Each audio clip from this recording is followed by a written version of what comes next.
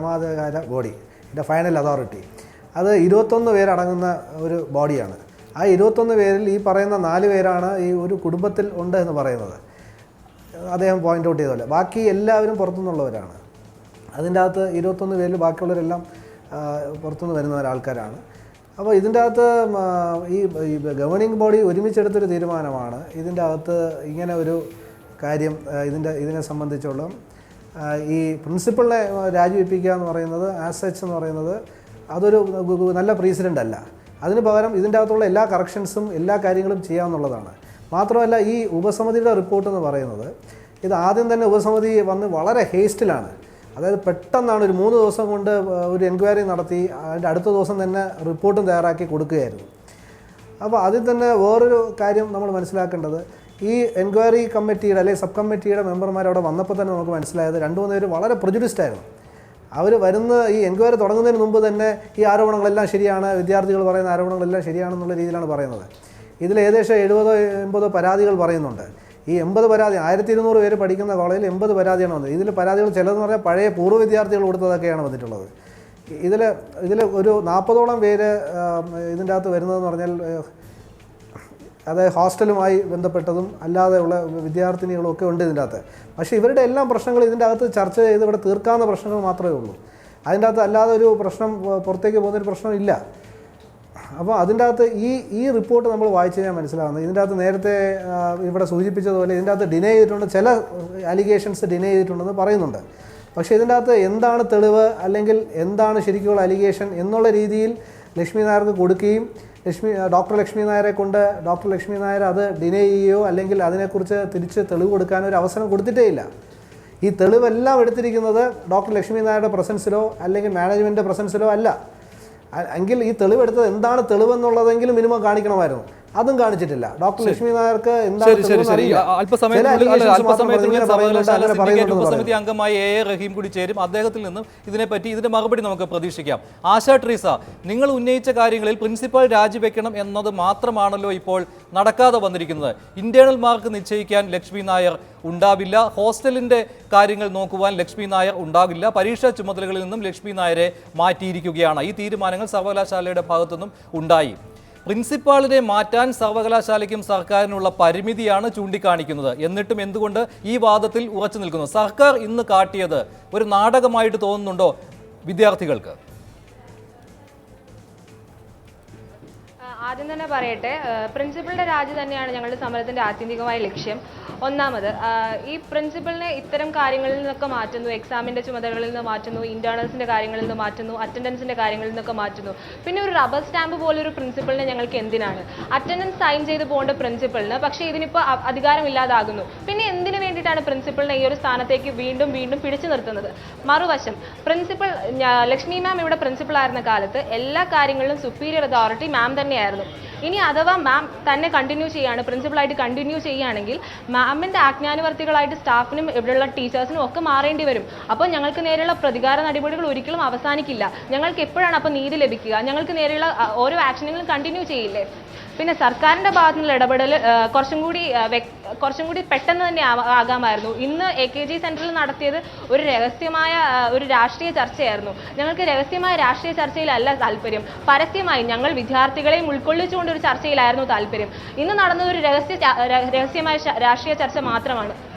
ശ്രീ പ്രതിൻ സാജ് കൃഷ്ണ, വിദ്യാർത്ഥി സംഘടനകൾ SFI അല്ല മറ്റ് സംഘടനകളും വിദ്യാർത്ഥി ഐക്യവും ഒക്കെ കരുതുന്നത് പൊതുസമൂഹവും കരുതുന്നതായിരിക്കില്ലേ?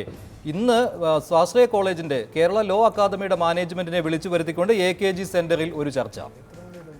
ഞങ്ങൾക്ക് അതിനകത്ത് പ്രത്യേക ആകാംക്ഷയോടെ കാത്തിരിക്കേണ്ട വേറെ കാര്യമൊന്നുമില്ല. അത് ഞങ്ങളുമായി ബന്ധപ്പെട്ട കാര്യവുമല്ല. കാരണം എന്തുകൊണ്ടല്ല? കാരണം നിങ്ങൾ സമരം ചെയ്യുന്നത് ആ കോളേജിലെ പ്രിൻസിപ്പൽ രാജിവെക്കണമെന്നാണ്. ആ കോളേജിന്റെ ഡയറക്ടറെ വിളിച്ചു വരുത്തി പാർട്ടി നേതൃത്വം ഇങ്ങനെ ചർച്ച ചെയ്യുമ്പോൾ ആ പ്രിൻസിപ്പൽ മാറി നിൽക്കണം എന്ന ആവശ്യമായിരിക്കില്ലേ സ്വാഭാവികമായി സ്വാഭാവികമായി ആ ഒരു വിഷയം വന്നപ്പോൾ അതിനകത്ത് ബന്ധപ്പെട്ടിട്ടുണ്ടാകാം. പക്ഷേ ഞങ്ങളുടെ ആവശ്യം എന്ന് പറഞ്ഞാൽ ആവശ്യപ്പെട്ടിട്ടുണ്ടോ അല്ലെങ്കിൽ ആവശ്യപ്പെട്ടതിൻ്റെ ഭാഗമായി മാനേജ്മെന്റ് മാറ്റി നിർത്താൻ തയ്യാറല്ല എന്നുള്ളതൊന്നും ഞങ്ങളെ ബാധകമല്ല എന്ന് ഞാൻ ഉദ്ദേശിച്ചത്. ഞങ്ങളുടെ ആവശ്യം വളരെ വ്യക്തമായി ഞങ്ങൾ ഇവിടെ ആവശ്യപ്പെട്ടിട്ടുണ്ട്. അതിന് കൃത്യമായ ഇടപെടലുകൾ ഉണ്ടാകും. അതിൻ്റെ ഭാഗത്തു നിന്ന് സർക്കാരിൻ്റെ ഭാഗത്ത് നിന്ന് കൃത്യമായ ഇടപെടലുകൾ ഉണ്ടാകുമെന്നാണ് വിദ്യാഭ്യാസ മന്ത്രിയുടെ മുന്നിൽ നിന്ന് ഞങ്ങൾക്ക് കിട്ടിയ ഉറപ്പ്. ഒരുപക്ഷെ അതിൽ നിന്ന് മാറ്റം ഉണ്ടാവുന്ന ഒരു സാഹചര്യം ഉണ്ടായാൽ SFI ശരി, ഞാൻ ഇടപെടുകയാണ്. ഇതുവരെ ഉന്നത വിദ്യാഭ്യാസ സെക്രട്ടറി അദ്ദേഹത്തിനും സർക്കാർ ഒരു നിർദ്ദേശം കൊടുത്തിരുന്നുവല്ലോ അന്വേഷിക്കണമെന്ന്. ആ റിപ്പോർട്ടൊന്നും വന്ന് കണ്ടില്ല, ഇതുവരെ എത്തിയിട്ടില്ല. കാരണം ഇതിനു മുമ്പ് കൊടുത്തതാണ് സിൻഡിക്കേറ്റിന്റെ നിർദ്ദേശവും സിൻഡിക്കേറ്റ് നിർദ്ദേശമനുസരിച്ച് അല്ല, ഞാൻ അത് തന്നെ പറയട്ടെ, കൃത്യമായി ദിവസങ്ങൾ തീരുമാനിച്ചുകൊണ്ട് കൃത്യമായി കൊടുത്ത നിർദ്ദേശത്തിന്റെ അടിസ്ഥാനത്തിലായി ആ ദിവസങ്ങൾ ആദ്യ ദിവസം തന്നെ തീരുമാനമായി സമയബന്ധിതമായി പൂർത്തിയാക്കണമായിരുന്നു. അഡ്വക്കേറ്റ് എസ് സുരേഷ്, ഇന്ന് AKG സെന്ററിലെ ചർച്ചയെ എന്തിനാണ് വ്യത്യസ്ത രീതിയിൽ കാണുന്നത്? രാഷ്ട്രീയമായ തീരുമാനവും ഇതിൽ ഉണ്ടാകേണ്ടി വരുമല്ലോ. ഇങ്ങനെ ഒന്നിൽ നിയമപരമായി ബുദ്ധിമുട്ടുള്ള കാര്യമാണ്. സർക്കാരും ചിലപ്പോൾ കോടതിയിൽ തിരിച്ചടി നേരിട്ടേക്കാം. അത് ഒഴിവാക്കുന്നതിന് വേണ്ടി രാഷ്ട്രീയമായ ഒരു സമവായം ഉണ്ടാക്കുവാനുള്ള നീക്കമായി ഇന്ന് AKG സെന്ററിലെ ചർച്ചയെ കണ്ടാൽ പോരെ? BJP എങ്ങനെയാണ് കാണുന്നത്?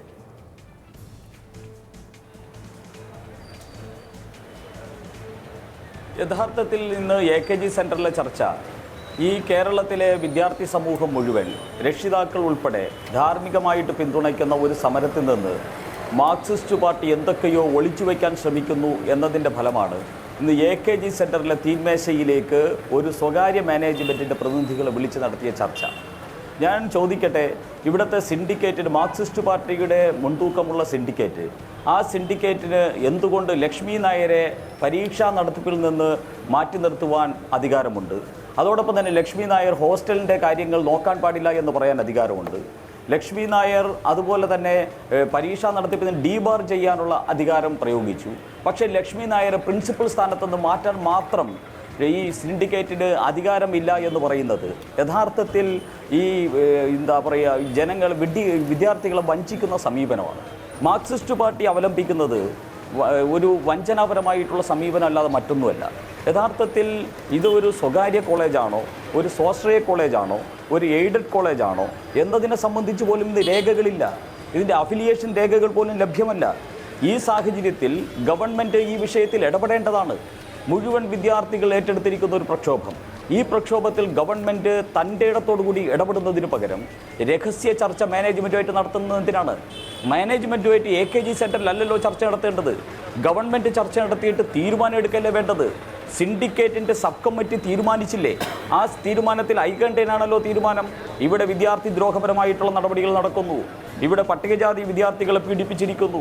വിജിലൻസ് കേസുകൾ നിരവധി നിലനിൽക്കുന്നു. ലക്ഷ്മി നായർക്കെതിരെയും മാനേജ്മെൻറ്റിനെതിരെയും ഭൂമി തട്ടിപ്പിൻ്റെ കേസ് നിലനിൽക്കുന്നു. ഇത്രയും വിഷയങ്ങളുള്ളപ്പോൾ ഇനിയും ഈ മാനേജ്മെൻറ്റിനെ സംരക്ഷിക്കാൻ എന്തിനാണ് മാർക്സിസ്റ്റ് പാർട്ടി തയ്യാറാകുന്നത്? എന്തിനു വേണ്ടിയാണ് ഇത്തരത്തിലുള്ള രഹസ്യ ചർച്ചകൾ നടത്തുന്നത്? ഇവിടെ ജനങ്ങൾ പൊതുവേദിയിലല്ലേ സമരം ചെയ്യുന്നത്, നടു റോഡിലല്ലേ സമരം ചെയ്യുന്നത്? ഈ ജനങ്ങളോട് എന്തിനാ ഇങ്ങനെ മറച്ചു? ശ്രീ A. A. റഹീം കൂടി ചേരുന്നു. റഹീം, സുരേഷ് പറഞ്ഞ ആരോപണത്തിന് മുൻപ് താങ്കൾ ഈ ചർച്ചയിൽ തുടക്കം മുതൽ ഇല്ലാതിരുന്നത് കൊണ്ട് പറയുകയാണ് അഡ്വക്കേറ്റ് നാഗരാജ് നാരായണൻ. അദ്ദേഹം ലോ അക്കാദമിയുടെ ഫാക്കൽറ്റി അംഗം കൂടിയാണ്, ഡയറക്ടർ ബോർഡ് അംഗം കൂടിയാണ്. അദ്ദേഹം ഒരു ആരോപണം ഉന്നയിച്ചിരുന്നു ഇവിടെ. അത് ഇതായിരുന്നു: സിൻഡിക്കേറ്റ് ഉപസമിതി റിപ്പോർട്ട് കൊടുത്തു, പക്ഷേ ആ റിപ്പോർട്ട് ഏകപക്ഷീയമായിരുന്നു. വിദ്യാർത്ഥികളെ കേട്ട് അവരുടെ പരാതികൾ എഴുതിയെടുത്തു കൊടുത്ത റിപ്പോർട്ട് മാനേജ്മെൻറ്റിനെ കേട്ടില്ല. പ്രിൻസിപ്പാലിൻ്റെ മൊഴി എടുത്തിരുന്നു, പക്ഷേ എന്തൊക്കെയാണ് പ്രിൻസിപ്പാലിനെതിരെയുള്ള ആരോപണം എന്നതിൽ ഒരു വ്യക്തത അവരുടെ മുൻപാകെ നടത്തുവാൻ ഈ ഉപസമിതിക്ക് കഴിഞ്ഞില്ല. തെളിവുകളില്ലായിരുന്നു. മാത്രമല്ല, പ്രിൻസിപ്പാൾ കൊടുത്തിരിക്കുന്ന ഈ വിവരങ്ങൾ, അതിൽ പല വിവരങ്ങളും പ്രിൻസിപ്പാളിന് നൽകാൻ കഴിയാതെ വന്നത് സമയമില്ലാതിരുന്നത് കൊണ്ടാണ്. കാരണം വളരെ കുറഞ്ഞ സമയത്തിനുള്ളിലാണ് നിങ്ങൾ അവിടെ ചെന്ന് ഈ മൊഴിയെടുത്ത് പോയത്. പല രേഖകളും എടുക്കേണ്ടതുണ്ടായിരുന്നു. ഓഫീസ് പ്രവർത്തിക്കുന്ന സമയമായിരുന്നില്ല. വിദ്യാർത്ഥി സമരം കാരണം ഓഫീസ് അടഞ്ഞു കിടക്കുകയായിരുന്നു. ഇതൊക്കെയുണ്ട്.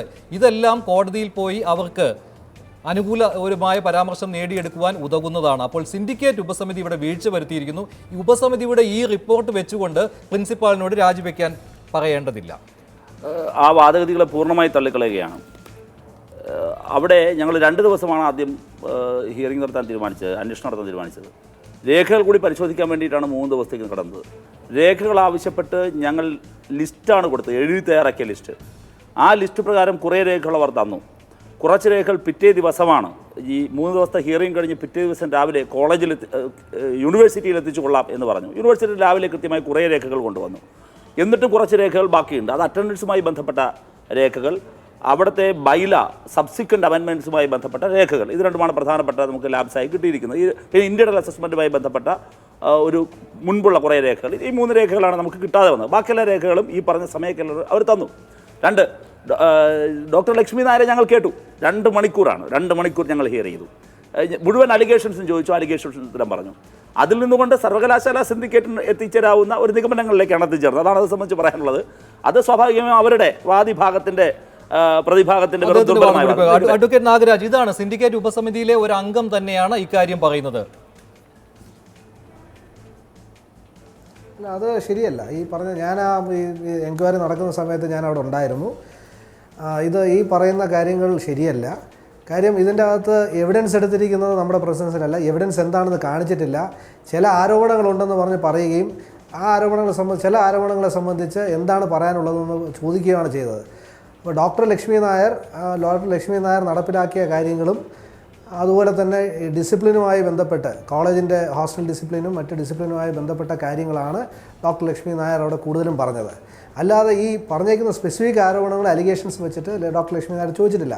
പിന്നെ റെക്കോർഡ്സിനെ സംബന്ധിച്ച് അത് ലാസ്റ്റ് ഡേ ആണ് പറയുന്നത്. ഏകദേശം എനിക്ക് എൻ്റെ ഓർമ്മ ശരിയാണെങ്കിൽ 25-ാം തീയതി, അത് 26-ാം തീയതിക്ക് തൊട്ട് മുമ്പ് 25-ാം തീയതിയാണ് പറയുന്നത്. പെട്ടെന്ന് പറയുന്നു 3 വർഷത്തെ രേഖകളെല്ലാം വേണമെന്ന്. അവിടെ വിദ്യാർത്ഥികൾ കയറി ഈ അഡ്മിനിസ്ട്രേറ്റീവ് ഓഫീസ് ചങ്ങലയിട്ട് പൂട്ടി 2 പൂട്ടി കൊണ്ടുപോയിരിക്കുകയാണ്.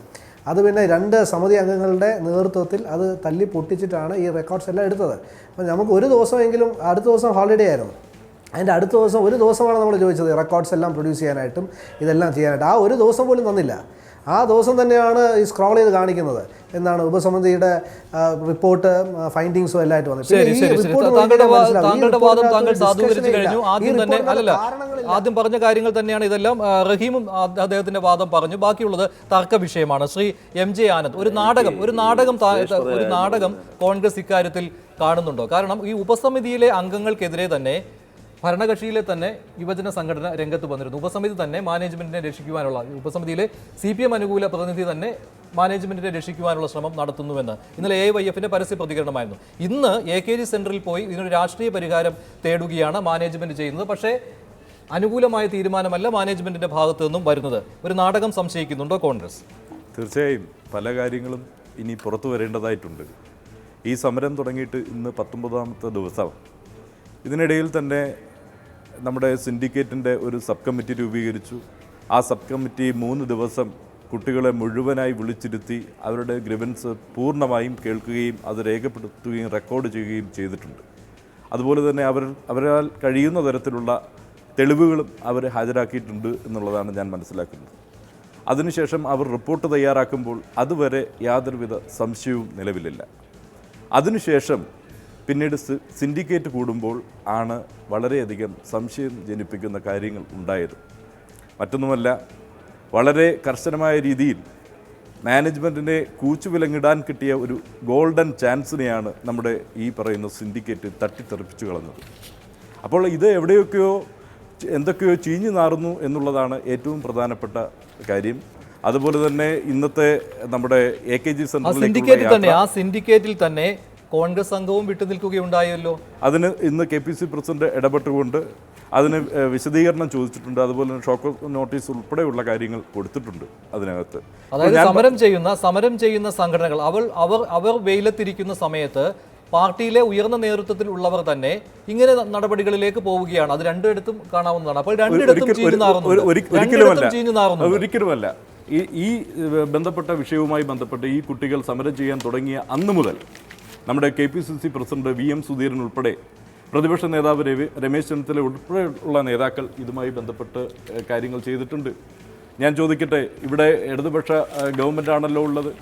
ഈ ഗവൺമെൻറ്റിനെ സ്വാധീനം ചെലുത്തി ചെയ്യേണ്ടുന്ന ചില കാര്യങ്ങളുണ്ടായിരുന്നു. അതൊന്നും എന്താ നടന്നത് ഇവിടെ? എന്ത് കാര്യങ്ങളാണ് സമ്മർദ്ദം ചെലുത്തുക എന്നുള്ളതാണോ? ആ സമ്മർദ്ദത്തിന്റെ ഭാഗമായിട്ടായിരിക്കില്ലേ ഇന്ന് AKG സെന്ററിലെ കൂടിക്കാഴ്ച? ആയിരിക്കാം, ഒരു തർക്കവും വേണ്ട. ഇവിടെ ഈ പറയുന്ന മാനേജ്മെൻറ്റിൻ്റെ അതുമായിട്ടുള്ള ബന്ധം ഒരു പകൽ പോലെ വെളിച്ചമുള്ള കാര്യമാണ്. മാനേജ്മെൻറ്റും CPM തമ്മിലുള്ള ബന്ധവും ഒക്കെ തന്നെ പകൽ പോലെ വെളിച്ചമുള്ള കാര്യങ്ങളാണ്. അത് കൂട്ടിച്ചേർത്ത് വായിക്കേണ്ട ഒരു കാര്യം, കഴിഞ്ഞ ദിവസം സിൻഡിക്കേറ്റിൽ നടന്ന അതിൻ്റെ റിപ്പോർട്ട് കർശനമായ നടപടി എടുക്കേണ്ട സ്ഥാനത്ത് അതിനെ വെള്ളം ചേർക്കുന്ന ഒരു നടപടിയാണ് അവിടെ ഉണ്ടായത്. ശരി, ശ്രീ മഹേഷ് കക്കത്ത്, ഇപ്പോൾ മാനേജ്മെന്റ് പ്രതിനിധിയുടെ ശ്രീ നാഗരാജ് നാരായണന്റെ വാദത്തെ അഡ്വക്കേറ്റ് എ റഹീം എതിർത്തത് താങ്കൾ കണ്ടുവല്ലോ. ഉപസമിതി അവിടെ ഏകപക്ഷീയമായി പെരുമാറിയെന്ന് മാനേജ്മെന്റ് വാദിക്കുന്നു. പക്ഷേ അങ്ങനെയല്ല. വിദ്യാർത്ഥികളുടെ പരാതിക്ക് തന്നെ പ്രാമുഖ്യം കൊടുത്തുകൊണ്ട് അത് വിശ്വസിച്ചുകൊണ്ട് മാനേജ്മെന്റിനെയും കേട്ട് പ്രിൻസിപ്പാളിനെയും കേട്ടാണ് ഈ റിപ്പോർട്ട് തയ്യാറാക്കിയതെന്ന് സിൻഡിക്കേറ്റ് ഉപസമിതിയിലെ അംഗമായ CPM-ന്റെ പ്രതിനിധി കൂടിയായ അഡ്വക്കേറ്റ് എ റഹീം പറയുകയാണ്. എന്നിട്ടും AIYF-നും CPI-ക്കും ഒന്നും ഇത് വിശ്വാസം വരാത്തത് എന്തുകൊണ്ടാണ്? ഇവിടെ സിൻഡിക്കേറ്റ് ഉപസമിതിയുടെ ഭാഗത്തു നിന്നും അതിനുശേഷം സിൻഡിക്കേറ്റിലെ ഇടത് പ്രതിനിധികളുടെ ഭാഗത്തു നിന്നും CPI-യുടെ അല്ല CPM-ന്റെ ഭാഗത്തു നിന്നും സുവർണാവസരം നഷ്ടപ്പെടുത്തി കളഞ്ഞു എന്ന ആരോപണം ഉന്നയിക്കുമ്പോഴും ഈ മാനേജ്മെന്റിനെതിരായി തന്നെയാണ് പരസ്യമായ വാദം CPM-ന്റെ പ്രതിനിധി ഉന്നയിക്കുന്നത്. ഇത് നാടകമാണെന്നാണോ AIYF പറയുന്നത്?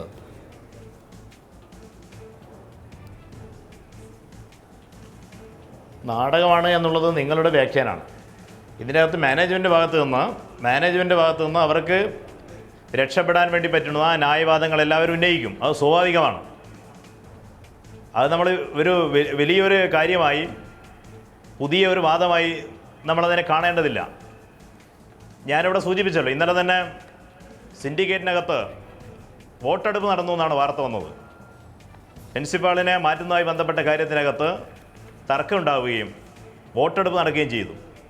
സ്റ്റാറ്റ്യൂട്ടിൽ അവരെ നീക്കുന്നതിന് വേണ്ടി വകുപ്പില്ല എന്ന് പറയുമ്പോൾ എന്തിനാണ് ആ വിഷയത്തെ സംബന്ധിച്ച് സ്വയം ചർച്ച നടക്കുകയായിരിക്കാം. എന്തിനാണ് വോട്ടെടുപ്പിലേക്ക് പോകുന്നത്? ഇവർക്ക് സാധ്യതയില്ലാതെ ഒരു വഴിയെക്കുറിച്ചിട്ട് ആണെങ്കിൽ ഇവർ വോട്ടെടുപ്പ് നടത്തേണ്ട കാര്യമില്ലല്ലോ. ആ വോട്ടെടുപ്പിനകത്ത് ഭൂരിപക്ഷം നേരെ തിരിച്ചായിരുന്നു വന്നിട്ടുണ്ടെങ്കിൽ എന്തായിരുന്നു സംഭവിക്കുന്നത്? ആ നിലയിലാണ് ഞങ്ങൾ ആരോപണം ഉന്നയിച്ചത്. മാനേജ്മെൻറ്റിനെ ഒരു തരത്തിലും സഹായിക്കുന്ന സമീപനങ്ങളെല്ലാം ഇവിടെ സിൻഡിക്കേറ്റ് എടുക്കേണ്ടത്. എത്രയോ പരാതികൾ വ്യാപകമായ തോതിൽ വിദ്യാർത്ഥികൾ ഉന്നയിച്ചു. ഇപ്പോൾ മാനേജ്മെൻറ്റ് ഭാഗത്തു നിന്ന് നാഗരാജ് ഇവിടെ സൂചിപ്പിക്കേണ്ടായി, പരാതി കൊടുത്ത ആളുകളുടെ എണ്ണം എത്ര ശ്രീ മഹേഷ് ഒന്നുകൂടെ വ്യക്തത വരുത്തുക. അല്ല, തിരിച്ച് സംഭവിച്ചാൽ എന്ത് പറ്റുമായിരുന്നു എന്ന് ചോദിച്ചപ്പോൾ സർക്കാരിന് വിടേണ്ട സിൻഡിക്കേറ്റ് തന്നെ ഈ തീരുമാനം എടുക്കട്ടെ, പ്രിൻസിപ്പാളിനെ